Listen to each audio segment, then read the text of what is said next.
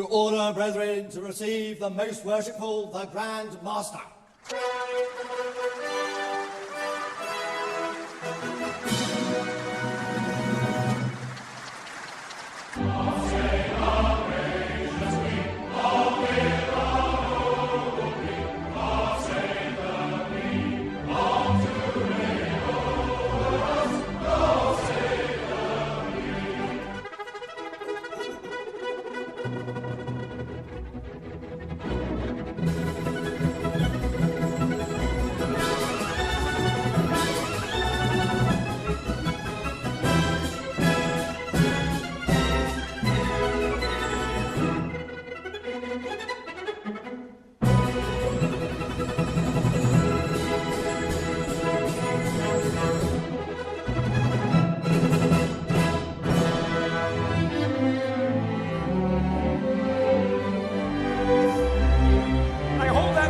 Self-evident, Brother Franklin, all men are created equal. Indeed, Brother Washington. All Freemasons meet as equals, and we have an opportunity to create a nation in the very essence of Masonic morality. It would be wonderfully symbolic, don't you think? You'll be wanting to put the all-seeing eye on our banknotes next. You think I'm taking it a bit far? Please don't ask me questions like that, Brother Franklin. You know I cannot tell a lie. Oh, come on, Brother Washington. Everybody lies occasionally, surely. Especially politicians. Not me. Not even so much as an alternative fact. But we must all be aware of fake news. The people must be free to think what they like as well. We can have no thought police in our new society. The foundation stone of our new nation built on all those principles that we hold dear. The plans for our new capital city already have a very Masonic feel to them, yeah. Candidate for initiation into the order, I'm giving him a little introduction into some of our mysteries. These two gentlemen are founding an entire nation built on our principles. We have great promises for our new nation.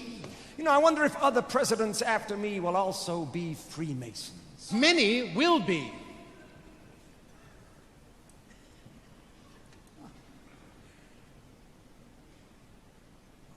And Freemasonry will become embedded in the American culture. And the eye will appear on the banknotes. Oh, God. These principles will be honored with a gift from your French brethren. A gift that will be a welcoming beacon to the poor and oppressed. This is the statue we are giving you. It's a bit small, isn't it? Oh, this is a maquette. The real thing is bigger. Much, much bigger. America will produce a great many great Americans from many different walks of life and many different fields, and many will be Masons. Sportsmen, actors, writers, soldiers, filmmakers, businessmen, inventors, astronauts. What on earth is an astronaut? No, they're not. I don't follow. Well, they're not on Earth, they're in space. In fact, Brother Buzz Aldrin was the second man to walk upon the surface of the moon. That's the best thing I've heard this evening. What, that a Mason walked on the moon? Man on the moon. Amazing. But don't forget the musicians. Do not forget the musicians.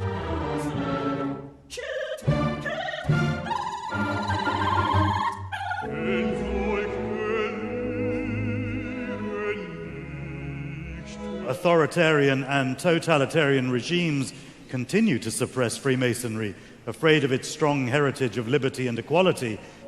It symbolizes the inevitability of your end.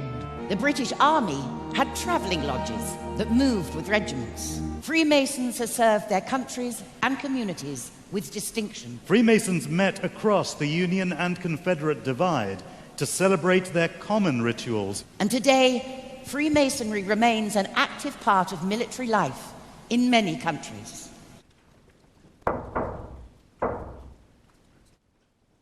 Freemasonry has burned as a blazing fire through the last 3 centuries, the driving force behind the Royal Society, was initiated into Freemasonry Prince Edward, Duke of Kent, father of Queen Victoria, and Prince Augustus, Duke of Sussex.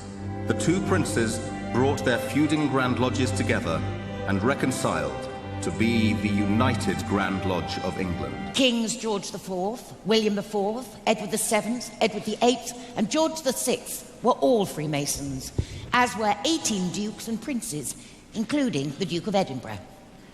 This year, His Royal Highness Prince Edward, the Duke of Kent, celebrates his 50th year as Grand Master of the United Grand Lodge of England. His Royal Highness was proposed into Freemasonry by the then Grand Master, the Earl of Scarborough. He was initiated into Royal Alpha Lodge number 16, an advocate for the craft all over the world, continuing 3 centuries of distinguished royal tradition at the very heart of English Freemasonry. To order, brethren, to receive the most worshipful, the Grand Master.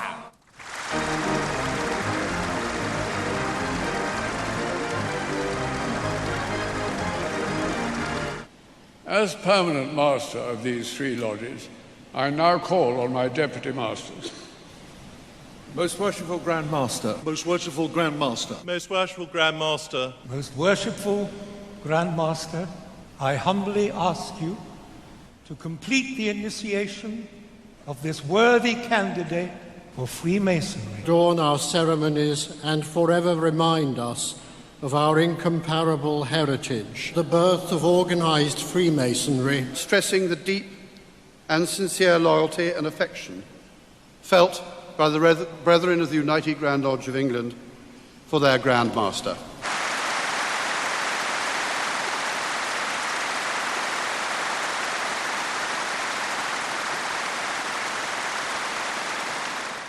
I had the pleasure of meeting 136 Grand Masters visiting from overseas at Freemasons Hall yesterday. Today, though, we are a meeting of more than 4,000, gathered from all around the world, from our own constitution and beyond. When the global Masonic family comes together to celebrate our past and to renew our own pride and confidence in and enthusiasm for Freemasonry. I hereby read the text of a letter sent today to Buckingham Palace.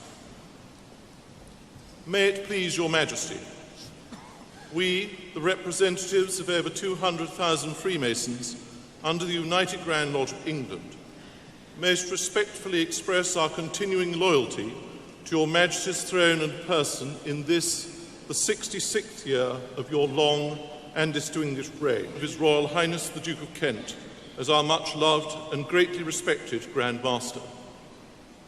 We humbly thank God for preserving our order and fervently pray His blessings on your Majesty, so that our loyal devotion to your Majesty may long continue.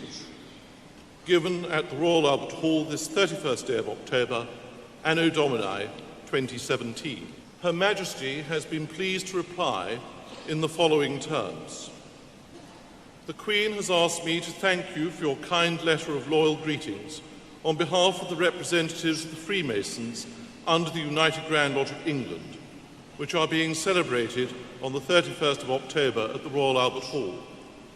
Her Majesty appreciated your thoughtfulness in writing as you did. We leave the Royal Albert Hall even more proud of our ancient institution.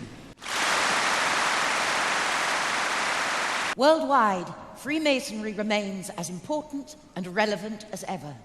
A global society of perhaps 6 million people. As the globe embraced Freemasonry, enlightenment came. I may not agree with what you say, but I shall defend to the death your right to say it. None is more hopelessly enslaved than those who falsely believe they are free. Coat of arms of Donald Trump. What does it actually represent? Well, this is rather interesting, actually. This is arcane Scottish heraldic law providing evidence of Donald Trump's deep Anglophilia, I would say, and also touches upon the royal prerogative. There we have the double-headed eagle representing his Scottish Germanic heritage.